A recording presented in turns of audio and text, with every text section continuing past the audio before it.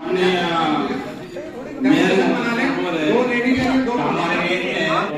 लेकर सम्मानित करने का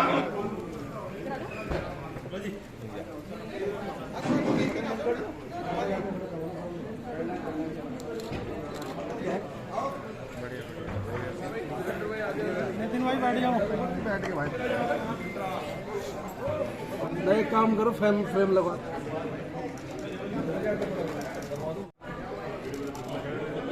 हो जाती है, लास्ट बैठक ऐसी हुई। इससे नुकसान हम सोचते हैं कि हम किसी एक का विरोध कर रहे हैं या ये समझते हैं कि आपका विरोध कर रहे हैं, लेकिन नुकसान होता है जनता का, आम आदमी का, और आप जिनके प्रतिनिधि हैं उनका। और मैं समझता हूं कि जो क्षेत्र का प्रतिनिधि होता है, चाहे वो प्रधान हो, चाहे पार्षद हो, चाहे कोई भी हो, उसकी जिम्मेदारी अपने लोगों की, अपने क्षेत्र के लोगों के प्रति होती है और जवाबदेही भी होती है। क्योंकि जब आप जवाब नहीं दे पाते, जो वादे आपने उनसे किए होते हैं, जो सड़कें बनाने का, नालियां बनाने का, खंभे लगाने का, स्कूल व्यवस्था को ठीक करने का, जब आप पूरा नहीं कर पाते तो कहीं ना कहीं जनता के विरोध का सामना आप ही को करना पड़ता है। ये आपका सदन हो, चाहे उत्तराखंड का सदन हो, दोनों सदन अगर चलेंगे ही नहीं तो मुझे लगता है कि काम भी कोई नहीं होगा। आरोप लोग मेयर साहब पे भी लगाते हैं और मेयर साहब दूसरों पर आरोप लगाते हैं। आरोप प्रत्यारोप में अक्सर पढ़ता भी हूं, सुनता भी हूं, लेकिन मेरा ये मानना है कि हम विरोध करें, जितना विरोध करना है करें, क्योंकि विरोध करे बिना एक स्वतंत्र, लोग कहते हैं साहब इतने पार्षद हैं, ये विरोध करके सदन को स्थगित करा देते हैं, तो मैं कहता हूं अच्छी बात है, कम से कम विपक्ष आवाज तो उठाता है। लेकिन मेरा विपक्ष से ये भी कहना है, विरोधियों से भी ये कहना है, चाहे आप एक ही पक्ष के हैं, क्योंकि बहुत सारे भाजपा के भी विधायक होंगे, अन्य भी होंगे, सब होंगे, और कांग्रेस के भी होंगे।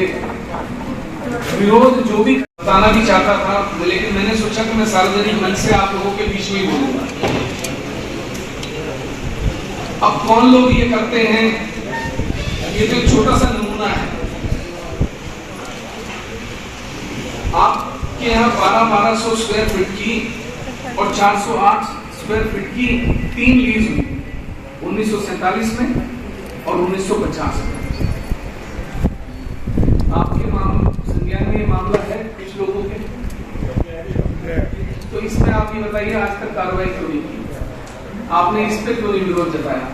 सर कार्रवाई तो किसी भी चीज पे नहीं हुई आज तक। सर हमने बोर्ड पास करी, इसमें से केवल 10% ही काम हुई, उसके बाद से नलके लगे। मेयर साहब ये बताइए कि आपकी मौजूदगी में मैं आपसे जानना चाहता हूँ, जब लीज 50 साल पहले खत्म हो चुकी है और रिन्यूअल नहीं हुआ, उसके बाद बिना बोर्ड में आए इसका किराया कैसे जमा हो गया?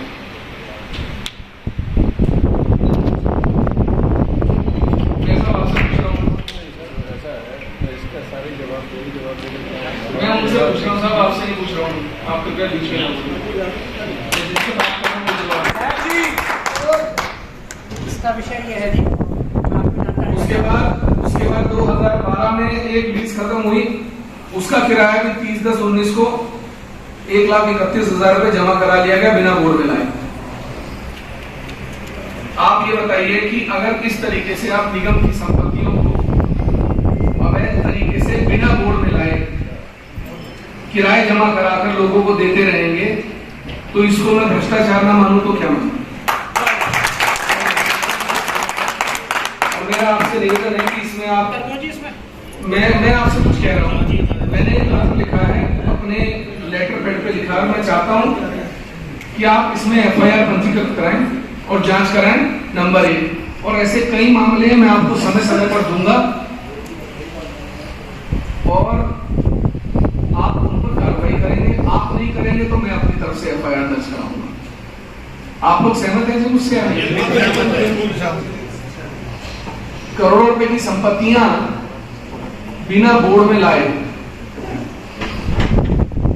लीज पर उनकी रिन्यू कर दी जाती है, उनके पैसे जमा करा लिए जाते हैं, तो ये भ्रष्टाचार नहीं है तो क्या है? तो मैं उम्मीद करूंगा कि आप आइंदा इन सब चीजों का ध्यान रखें और जो पार्षद लोग हैं, देखिए क्या है कि कहीं ना कहीं विरोध ये अपने क्षेत्र के लिए करते हैं। बात ये होती है कि सर मेयर में और पार्षदों में तनी, हर बार खबर की हेडलाइन यही होती है कि मेयर और पार्षदों में तनी। तो साहब अगर इस तनातनी में जनता का नुकसान हो रहा है तो इसका अंततः खामियाजा आप भी भुगतोगे और आप भी भुगतोगे, ये सच्चाई है। कुछ लोग अपने स्वयं के संबंधों पर, रिलेशनशिप पर काम करा लेते हैं क्षेत्र में, चाहे अधिकारियों से हो चाहे किसी से भी हो, लेकिन जो व्यक्ति पूर्णतः निगम के अधिकारियों पर निर्भर है वो क्या करेगा? वो अपने क्षेत्र में जाकर किसको जवाब देगा और कैसे देगा? जो मैं पहली बार चुन के आया हूं, मुझे भी, मैं अपने को बहुत बड़ा पत्रकार समझता था। मुझे लगता था कि 25 साल मैंने इतने भ्रष्टाचार खोले हैं, 2 मुख्यमंत्रियों के खिलाफ सीबीआई कराई है, तो मैं तो बहुत ज्ञानी हूँ। लेकिन क्षेत्र में आके मुझको भी समझ में आया कि काम इतना आसान नहीं होता जितना बाहर से लगता है। तो जो प्रतिनिधि क्षेत्र में जिनके अधिकारी नहीं सुनते, जिनके निगम के अधिकारी नहीं सुनते, इनकी जवाबदेही, ये इनका हल्ला मचाना, इनका शोर मचाना जायज है।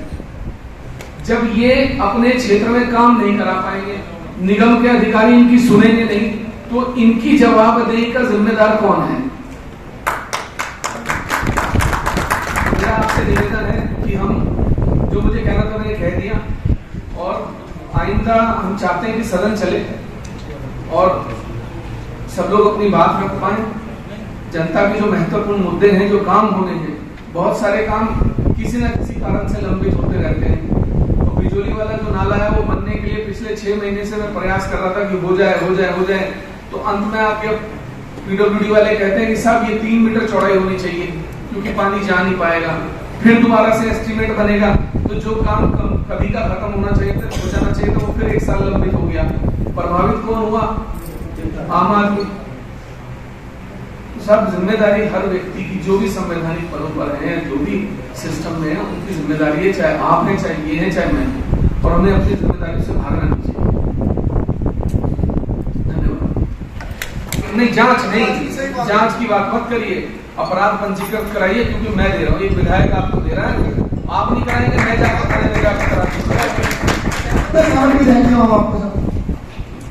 माननीय विधायक जी, बहुत बहुत धन्यवाद। आपने बहुत स्पष्ट तौर पर एक महत्वपूर्ण मुद्दे को सदन के सामने रखा, उसके लिए आपको साधुवाद देता हूं। निश्चित तौर पर जांच का विषय बनता है, लेकिन सवाल ये पैदा होता है कि जो जानकारियां आपको दी गई हैं, हो सकता है जानकारियां अपूर्ण हो सकता है वो जानकारियां जानबूझ करके उन्हें घुमाया गया हो, जानबूझ करके उनकी दिशा को मोड़ने का काम किया गया हो।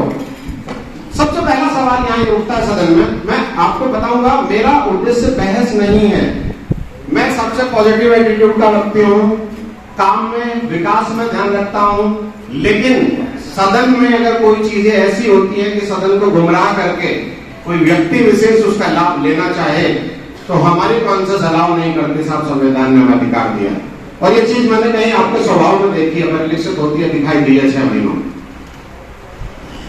अभी मुद्दा आया नहीं, पहली बैठक है, बोर्ड एजेंडा पहली बार आपके पास गया, आपको ऐसा कौन सा कारण था जिस व्यक्ति ने सूचना आप तक पहुंचाई, उसका क्या इंटरेस्ट था, बाकी उसने 36 एजेंडों पर आपसे विचार किया या नहीं किया? ऐसा है कि मैंने आपसे कहा ना, आप एजेंडा दीजिए, मैं यहाँ बैठा हूँ ना, आप बताइए ना, मैं तो आपसे क्या कह रहा हूँ, आप इस सदन में आप जिस मुद्दे को कहेंगे और जो मुद्दा सही होगा, मैं आपका समर्थन यहाँ खड़े होकर करूंगा। बिल्कुल, या ये सदन उसको लंबित कर रहा है, मैं आपके साथ आके उधर बैठ जाता हूँ। नहीं, सवाल ये नहीं है, देखिएगा बैठने वाला जो कारण था, मैं आपके साथ खड़ा हूँ, मेरी बात सुन लीजिए, मैं इनको भी साफ बता रहा हूँ और मैं निगम के अधिकारियों को भी एक बात साफ से बता देना चाहता हूँ। आप मुझे बुलाएंगे, मैं 10 बार आऊंगा, नहीं बुलाएंगे नहीं आऊंगा, पहली बात। दूसरी बात, गलत ये करें या दूसरा करें, मैंने अपने जीवन में गलत किसी का बर्दाश्त नहीं करा। सारा जीवन मैंने सिर्फ लड़ाई भ्रष्टाचार के खिलाफ लड़ी है, और मैं जेल भी हो आया हूँ, क्या क्या जेला है मैंने पूरा प्रदेश जानता है। बहुत बड़ी बात है। मैं आपसे यही कहना चाहता हूँ कि आप एक नहीं, आप 10 मुद्दे लेके आइए, ये कार्रवाई नहीं करेंगे मैं कराऊंगा, यहाँ से नहीं होगी, हाई कोर्ट से करा के लाएंगे। आप धन्यवाद। आप एक स्वच्छ बहस करिए, आप मुझे एक काम बताइए, और मैं कहता हूँ जिस दिन आपको लगे कि मैं टाल मटोली कर रहा हूँ, उस दिन आप मेरे ऊपर उंगली उठाइएगा भले सदन में। मैं एक बार भी आपसे नहीं जी, तेरे साथ में 20 आरोप लगे हुए, उनपे क्या कार्रवाई आप लाइए ना, जांच बैठी हुई, आप दीजिए, मैं दूंगा आपको। आप दीजिए, सुनिए, आप मुझे लिखित में दीजिए। मैं इनके सामने कह रहा हूँ कि मैं आपके सामने FIR प्रस्तुत करूंगा। और बताइए, बहुत धन्यवाद, बहुत बढ़िया बात। लाइए ना माननीय उमेश कुमार जी, आप एक नहीं, आप इनके खिलाफ, मैं इनके मुंह में कह रहा हूँ, मैं नहीं, आपकी शासन से आए हैं सर। मैं कह रहा हूँ नाले वाले बाबा के नाम से शासन से कराई हुई तो आप अलग है। सुनो, आप इंडिविजुअली मुझे कुछ भी दे दीजिए, आप एक इनका भ्रष्टाचार का मुद्दा ला के दीजिए, मैं FIR की संस्तुति करूंगा। मैं इनके मुंह में कह रहा हूँ। बहुत बहुत धन्यवाद, बहुत बहुत धन्यवाद उमेश जी। अभी है, अभी दीजिए, मैं इस सदन में संस्तुति करूंगा कि साहब इसका FIR दर्ज करके इस पे जांच होनी चाहिए। मुझे अवसर दीजिएगा, एक बिंदु पर हम बात करें। देखिएगा, आप उच्च सदन को रिप्रेजेंट करते हैं, विधायक की हैसियत से आपने उच्च सदन को रिप्रेजेंट किया। पहला प्रदर्शन आपका बहुत काबिले तारीफ रहा। हमारे बताइएगा गुमराह करते हैं साहब, बैठेंगे आपके साथ हम। हाईकोर्ट लाइन से हाईकोर्ट के आदेश दिखाइए हमने साहब, हाईकोर्ट के आदेश दिखाइए। सबको मालूम है। मेयर साहब, केवल मेरे साथ है नहीं, हाईकोर्ट के आदेश। अगर आप चाहते हो सदन चले तो कोई अगर जवाब देना होगा। हाँ जी, बताइए। सवाल ये नहीं है मेयर साहब,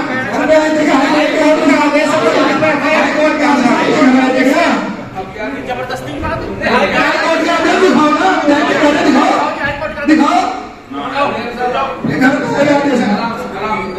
हल्ला करने का कोई कारण नहीं। नहीं भाई साहब, हल्ला नहीं था।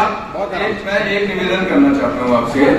आप एक बिंदु को पकड़ के चर्चा कर रहे हैं, जबकि आपकी बात, आप इस सदन के संबंधित सदस्य हैं। हम सभी की जिम्मेदारी है कि जो एजेंडा है उस पर चर्चा करें। एक चीज को मुद्दा बना के उस पर बहस करके समय न बर्बाद। नहीं, बिंदु सुनिए, नहीं हमारे साथ, नहीं नहीं नहीं, प्रत्येक सुनिए, प्रत्येक बिंदु सुनिए, प्रत्येक बिंदु महत्वपूर्ण होता है। आप सक्षम अधिकारी हैं, माननीय विधायक जी सुनिए, सक्षम अधिकारी कह रहे हैं कि एक बिंदु पर समझ आया न किया जाए। हमारे लिए प्रत्येक बिंदु उतना महत्वपूर्ण है। हम लोग शहर के विकास के लिए प्रतिनिधित्व करते हैं। कैसे आप किसी बिंदु को बोगस कह सकते हैं? सुनिए सुनिए, हाईकोर्ट का आदेश है सर एक बात, मैं सहमत।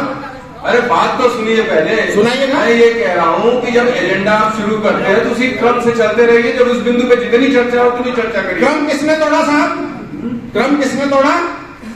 हमने क्रम किसने तोड़ा बताइए?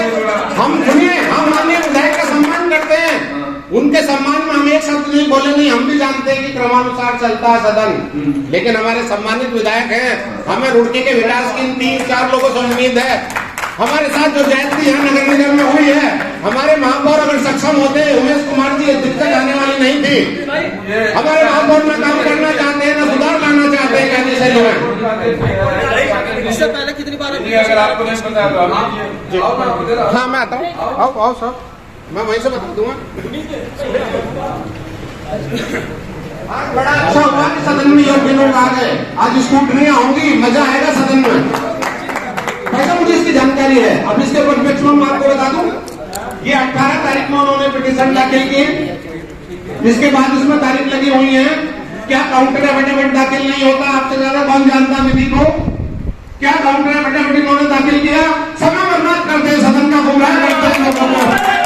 कोई आदमी छोटा रोटी से लेकर के उत्तराखंड का कोई सीनियर नेता जिसके पास जाकर के मददनामा की हो, मतलब फिर से गुमराह करते, गलत बनाते हैं। हमें किसी की आवश्यकता नहीं। अगर हमारे मेरे गोल गोल यहाँ से रक्षण दे, पार्षदों को निगम चलाने का काम करे, टोटल सरेंडर है सब कुछ। कौन सहमति साथ मैंने पढ़ लिया कैसा पूरा। इन्होंने काउंटर एफिडेविट लगाया। कौन लगाएगा? आप, मैं नहीं, नगर आयोग। आप सुनिए, आगे सुनिए भाई साहब, मेरा साहब पुरानी नगर आयोग तारीख बढ़िया।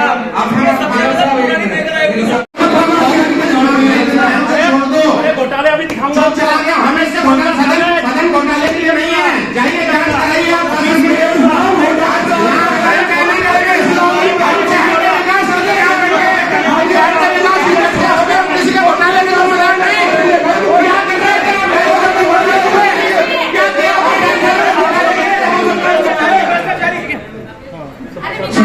बैठ के एक एक व्यक्ति बोलिए और मेरा भी जवाब सुनिए। सुनिए सुनिए सुनिए सुनिए।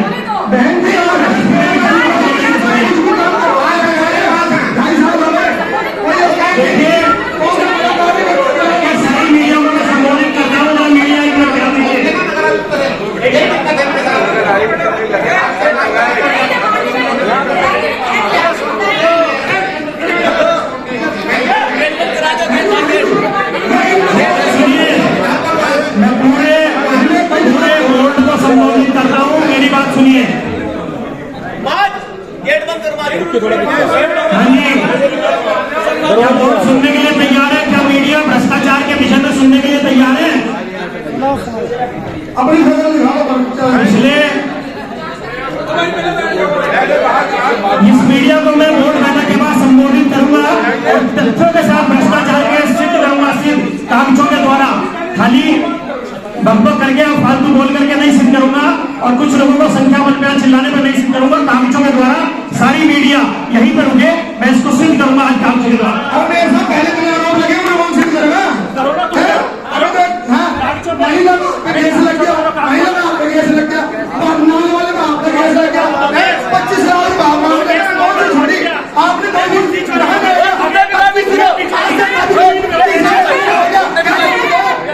बार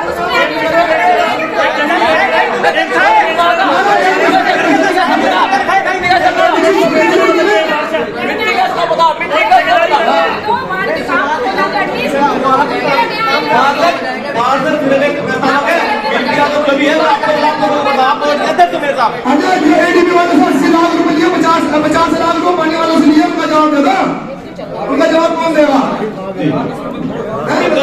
आप तक नहीं खाए ना मुख्यमंत्री से पूछे कि चीज उनकी के लिए क्या लेगा है, कुछ ऐसी चीज बता दो जनता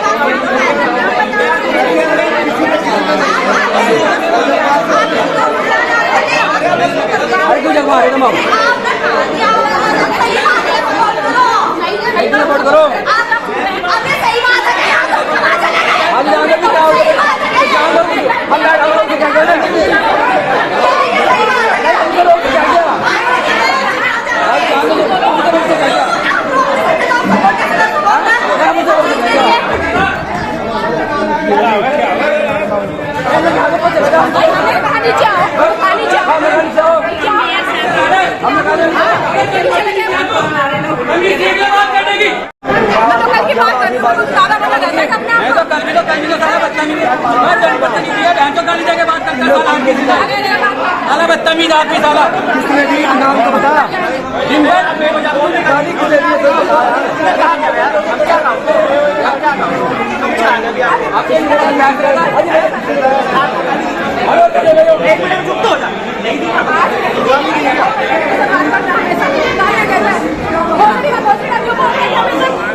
तमीज निकालो, तुम्हारे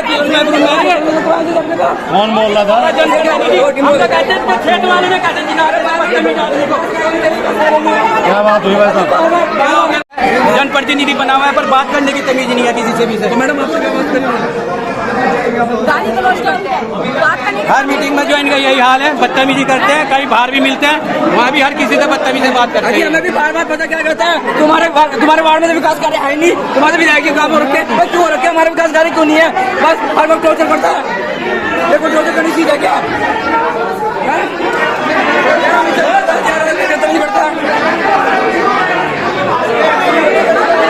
मैडम आपके साथ कोई बदतमीजी करी? जहाँ भी मिलता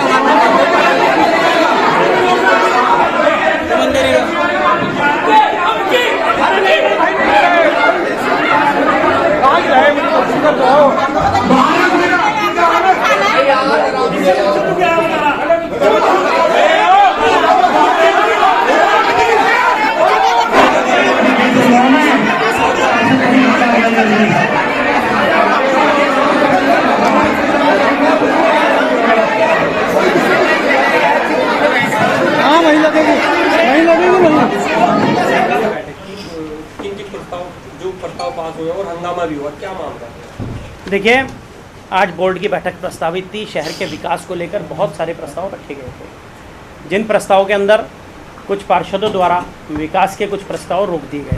नहर की पटरी का सौंदर्यीकरण, शहर के जो आम जन से जुड़े हुए विषय थे, और कुछ पार्षदों की मानसिकता इतनी खराब है कि उनके द्वारा दूसरे वार्डों में होने वाले विकास प्रस्ताव को भी रोक दिया गया।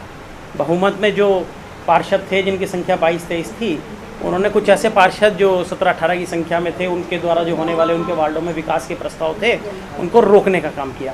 बिल्कुल गलत बात है। शहर का विकास है और सब लोगों को इसमें मिल करके काम करना चाहिए, मेरा ऐसा मानना है। और आज की बैठक हुई, हंगामेदार हुई, कुछ लोगों की मानसिक रूप से हर बार ये मानसिकता बन गई है कि बैठक को हंगामेदार करना है, बैठक को चलने नहीं देना है, सभी लोगों के विचार नहीं आने चाहिए, सिर्फ 2-3-4 लोग खड़े होकर के बीच में हंगामा करते हैं और इस बैठक को अवरुद्ध करने का प्रयास है।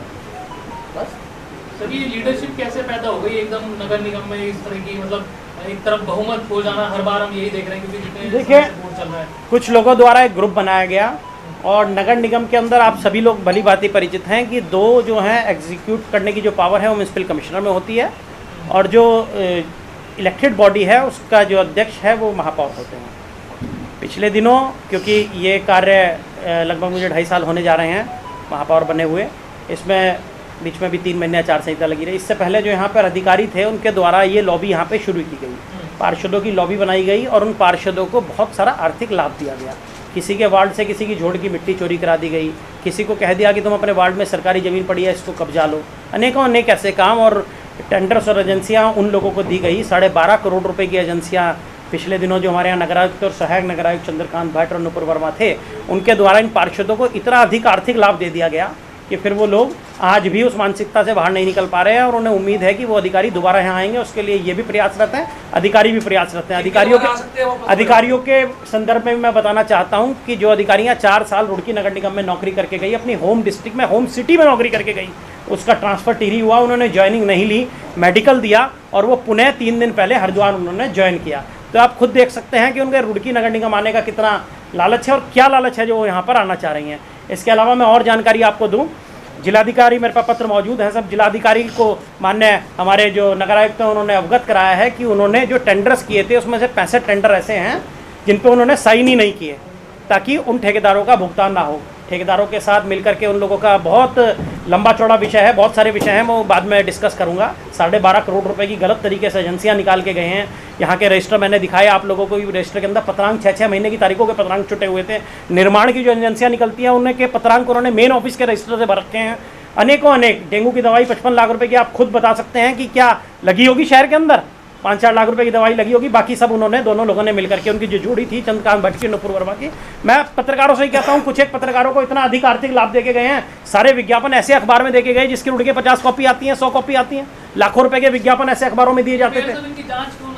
देखिए इनकी लगातार जांच लिख रहा हूं, लगातार जांच लिख रहा हूं। मैं लिखित आप सब लोगों को लेटर्स दूंगा, जितने लेटर्स मैंने भेजे हैं इनके बारे में। अब ये मेरी जांच से परे है कि क्या कारण हो रहा है कि इन पे गाज गिरने के बजाय ऐसे अधिकारियों को दोबारा हरिद्वार भेजा जा रहा है। मेरे साथ जिस तरह से लीज का मामला है उसमें कहते हैं 25 लाख रुपए का लेन देन हुआ है, क्या है? देखिए अब आप मैं लीज का मैं मामला आपको खुल के समझाता हूँ। आज ये उमेश कुमार जी हमारे जो विधायक बने हैं उन्होंने भी ये पूरा विषय रखा है। आज से 2 साल पहले 15 अप्रैल 2019 को डीजीसी से एक राय मांगी गई इस लीज के ऊपर, जो विवादित लीज का विषय सारे शहर में चल रहा है। इसके अंदर डीजीसी संजीव कौशल जी, जिला शासकीय अधिवक्ता सिविल, जो इसको कार्य को सारा देखते हैं, उन्होंने स्पष्ट रूप से ये लिख करके दिया है कि इस प्रॉपर्टी के अंदर 3 लीज हुई थी। 2 लीज 1200-1200 फुट की और 1 लीज 400 फुट की, यानी कि कुल 2800 फुट। मौके पे जमीन 3200-3300 फुट है, 400-500 जमीन इसमें एक्स्ट्रा है। 1200-1200 फुट की जो 2 लीज थी वो मात्र 30 साल के लिए थी, 90 साल की वो लीज नहीं थी। इसके अंदर स्पष्ट अंकित है, सरकारी कागजों में स्पष्ट अंकित है। एक लीज जो थी वो 90 साल के लिए थी, वो मथुरा दास जी के नाम थी, उसके बाद उनके परिवार के नाम आनी है, ना कि किसी व्यक्ति विशेष के नाम। व्यक्ति विशेष के नाम तभी आ सकती है जब कोर्ट उसको डिसाइड करेगा। 1200 फुट की लीज 40 साल पहले खत्म हो चुकी हैं, लेकिन इन्होंने पिछले 40 वर्षों से वो प्रॉपर्टी, उसका लैंड यूज लिखा है उसके अंदर कि वो सिर्फ उन्होंने एप्लीकेशन दी होगी कि ये मकान हमारे पास नहीं है, हमें रहने के लिए जगह चाहिए, इसलिए वो आवासीय रूप में उसको आवंटित की गई थी। इन्होंने उसका पूर्णतः कॉमर्शियल यूज़ किया। 40 साल तक पंजाब नेशनल बैंक को किराए पे दे के रखी, लेकिन किसी नगर निगम के अधिकारी ने और किसी कर्मचारी ने सुध नहीं ली इनके द्वारा। उसके बाद भी समय समय पर लेटर्स देते रहे कि हमारी लीज रिन्यूअल कर दो, लीज रिन्यूअल कर दो, लेकिन हर साल 2012, 2013, 2014, उसके बाद 2016, 2017, 2018 और 2019 इनके द्वारा एप्लीकेशन दी गई लीज रिन्यूअल कर दो, लेकिन किसी अधिकारी ने इसकी लीज रिन्यूअल नहीं करी। इसके बाद जब नुपुर वर्मा जी रुड़की आई, क्योंकि वो गृह नगर में नौकरी कर रही थी, तो उन्होंने रुड़की आने के बाद 15 दिन ज्वाइन करने के बाद ही इनकी लीज के पेपर, जो लीज 40 साल पहले समाप्त हो चुकी है, उसकी रसीद कटवा दी, उसमें पैसे जमा करा दिए। ये देखिए आप, 1,31,200 रुपये, तारीख पढ़िए 31/10/2019, आने के 15 दिन बाद मेरे कार्यकाल से पूर्व मैंने ज्वाइन किया 3 दिसंबर को, इससे 1.5 महीने पहले इसकी लीज की रसीद काट दी गई। यानी कि अवैध संपत्ति जो कि 40 साल पहले जिसकी लीज खत्म हो चुकी है, जिसे बोर्ड ने दोबारा स्वीकृति नहीं दी, बोर्ड उसको स्वीकृति दे भी नहीं सकता, और बिना बोर्ड के और बिना प्रशासक की अनुमति के लीज की रसीद काट दी गई। इसके बाद इसी वर्ष आज से 6 महीने पहले 2021 में एक रसीद पुनः काट दी गई 16,800 रुपये की, और उस लीज के रसीद के अंदर आप पढ़िए क्या लिखा है, स्पष्ट अंकित लिखा है इसके अंदर, जरा पढ़िए। वर्ष 2012 से आगामी 30 वर्ष हेतु, यानी कि 2012 के बाद भी लीज एक्सटेंड कर दी गई। 1982 में जो लीज खत्म हो चुकी उसका किराया 30 साल का जमा कराने के बाद 2012 में पुनः उसे रिन्यूअल करने के लिए रसीद काट दी गई। ये बहुत बड़ा भ्रष्टाचार है नगर निगम के लिपिक द्वारा, नगर निगम के एसएनए और एमएनए द्वारा। ये सारे उन दोनों के चंद्रकांत भट्ट और नुपुर वर्मा के कार्यकाल के अंदर हुए भ्रष्टाचार है। एक मिनट सुनिए जी, इसके अंदर स्पष्ट रूप से अंकित है, स्पष्ट रूप से अंकित है, डीजीसी की रिपोर्ट है, इसमें साफ साफ लिखा है कि ये भूमि तत्काल सुपुर्दगी नगर निगम को ले लेनी चाहिए। ये सारा विषय आज उमेश कुमार जी ने उठाया है और मैं समझता हूँ बिल्कुल सही उठाया है, वास्तव में भ्रष्टाचार का विषय है, और मैंने लिख के भी दिया है नगर आयुक्त को कि इसमें तत्काल एफआईआर दर्ज हो, एफआईआर दर्ज हो, जो भी इसमें मुलजिम हो उन पर कार्रवाई होनी चाहिए, चाहे वो कोई हो, चाहे वो लिपिक हो, चाहे वो एसएनए हो, चाहे वो एमएनए हो, चाहे कोई और हो। जिस व्यक्ति ने इस प्रॉपर्टी का लैंड यूज बदला है, रेजिडेंशियल प्रॉपर्टी लेके उसको कमर्शियल यूज में ले रहे हैं, उनके खिलाफ भी मुकदमा दर्ज होना चाहिए निश्चित रूप से। देखिए भ्रष्टाचार, देखिए आप 27/11 में एक कोर्ट के अंदर हिट लगाई गई नगर निगम में कि नगर निगम बोर्ड की बैठक बुला के रखे। गलती से इन्होंने ये वाली जो रसीदें हैं, जो रसीद नहीं कट सकती थी, उन्होंने कोर्ट के अंदर लगा दी। बाद में किसी वकील ने राय दी है तो कागज आपने गलत लगा दिए, कागज लगेंगे तो निश्चित रूप से आप ही के खिलाफ मुकदमा हो जाएगा। उन्होंने वो रिट अगले दिन वापस ली, वापस लेने के बाद ये कागज निकाले और पुनः 2 दिन बाद दोबारा रिट लगाई कि बोर्ड की बैठक होनी चाहिए। प्रमाण है, रिट नंबर 2510, रिट नंबर 2638, इसके अंदर लिखे हुए हैं सब दस्तावेज, मैं मीडिया को भी दूंगा, और इसके अंदर निश्चित रूप से हम मुकदमा दर्ज कराएंगे। और जो संपत्ति है 2400 फुट, ये निश्चित रूप से नगर निगम को वापस आनी चाहिए। लीज की प्रॉपर्टी दुरुपयोग करने के लिए बिल्कुल नहीं होती, जरूरतमंद लोगों को दी जाती थी, लेकिन जरूरत लोगों ने उसमें मकान न रहते हुए कॉमर्शियल यूज किया, पंजाब नेशनल बैंक से लाखों रुपए करोड़ों रुपए किराया लिया। आज हो गया प्रस्ताव उसका पास में। देखिए इस बारे में मैं और बताना चाहता हूँ, कुछ पार्षदों द्वारा 3-4 दिन से संपत्ति का, नगर निगम की संपत्ति, ये संपत्ति नगर निगम की है क्योंकि 40 साल पहले लीज खत्म हो चुकी है, इसका कब्जा है। उन लोगों ने कुछ पार्षदों को मैनेज किया और कुछ पार्षदों के मैनेज होने के बाद उन लोगों ने इसको बोर्ड में जबरदस्ती रख के पास करा दिया, जिसका कोई औचित्य नहीं है, उस पास होने का कोई औचित्य नहीं है, क्योंकि वो लीज 40 साल पहले समाप्त हो चुकी है। और निश्चित रूप से वो जो पार्षद हैं, जब एफआईआर दर्ज होगी तो मेरा प्रयास रहेगा कि उन पार्षदों का नाम भी उसके अंदर जरूर डले। जो लोग गलत लीज को पास करते हैं, परंपरा गलत डाल रहे हैं, ऐसे पार्षदों को भी उसके अंदर बराबर की संलिप्तता होनी चाहिए। द्वारा मैनेज किया गया, कौन है इनके पीछे, कुछ मालूम? पार्षद ही है, पार्षद इसको मैनेज कर रहे हैं। निश्चित रूप से जब एफआईआर दर्ज होगी तो दूध का दूध और पानी का पानी पूरा खुलासा होगा। इस मामले में आपके ऊपर भी आरोप लगे थे, आपकी भी ऑडियो वायरल हुई थी। देखिए आरोप कोई किसी पे भी लगा सकता है, जांच फॉरेंसिक जांच गई हुई है, कोर्ट ने मेरी आवाज ली है और निश्चित रूप से मेरी आवाज नहीं है। अगर आप चाहेंगे तो मैं आपकी भी मिमिक्री की आवाज बनवा दूंगा किसी भी। रुड़की के अंदर बहुत सारे ऐसे कलाकार मौजूद हैं, मेरे परिचित भी हैं, जो आपकी भी आवाज बना देंगे। मेरे साहब एक मिनट, सरकार आपकी जी, विधायक भाजपा का आपका, तो आपको सपोर्ट क्यों नहीं कर रहा कि आपको एक निर्दलीय विधायक की आवश्यकता पड़ रही? मुझे किसी की आवश्यकता नहीं पड़ी, लेकिन मैं तथ्यों के आधार पर लिख के दिया है मैंने कोई कि इस पर तत्काल मुकदमा दर्ज हो। नगर विधायक तीसरी बार भाजपा से बने, आप भी भाजपा के ही हैं और सरकार आपकी भाजपा की है, फिर आप ही के साथ जाति की हो रही? मेरे साथ जाति नहीं हो रही है, जाति हो रही है रुड़की नगर की जनता के साथ। नगर निगम की संपत्ति कब जा रही है, जनहित में, निगम हित में, हमें जो अच्छा लगेगा, जो न्याय उचित होगा उसके लिए मैं हर समय तत्पर रहूंगा। भ्रष्टाचार का मामला हो, भ्रष्टाचार में लिप्त अधिकारी हो, तो बिल्कुल सुनवाई नहीं हो रही। आप देखिए, खुद देखिए कि अधिकारी जो भ्रष्ट अधिकारी थे वो तक यहाँ वापिस आ गए दोबारा। अब कुल मिला के बात यह है कि वो लीज वाला मामला पास हो गया। कौन लेके आना चाहते हैं उन अधिकारियों को यहाँ वापस? नहीं, वो जो लीज वाला मामले का क्या वो क्लियर करो आप, वो पास हुआ है नहीं हुआ? देखिए बोर्ड ने उसके स्वीकृति दे दी है, लेकिन निश्चित रूप से मेरी आपत्ति रहेगी और वो किसी भी हालत में संपत्ति नगर निगम को वापस जाएगी। इसके लिए चाहे मुझे इंडिविजुअल नगर निगम के माध्यम से तो मुकदमा करा ही जाएगा, इंडिविजुअल भी मुकदमा करना पड़ा तो मैं हाई कोर्ट और सुप्रीम कोर्ट जाऊंगा, इस संपत्ति के लिए तथ्य सारे खोलूंगा। पूर्व नगर आयुक्त, शहर नगर आयुक्त और लिपिक द्वारा जो भ्रष्टाचार यहाँ पे किया गया है, नगर निगम की संपत्ति करी गई है खुर्द-बुर्द। इन्होंने यहाँ से बहुत सारे कागज गायब कर दिए जो 50-100 साल पहले जब भी लीज हुई हैं, उनके जो पुराने दस्तावेज हैं, यहाँ लिपिकों ने लोग पैसे देते हैं और अपने कागजों के कागज निकलवा लेते हैं। ऐसी कोई अभी तक सील नहीं हुए, अब तक वो पेपर्स जो है वो सील नहीं हुए। मैं सुनवाई और इस तरह के कारनामे हो रहे हैं, अगर इसमें कुछ भी जीरो ही रहा फिर क्या करोगे आप?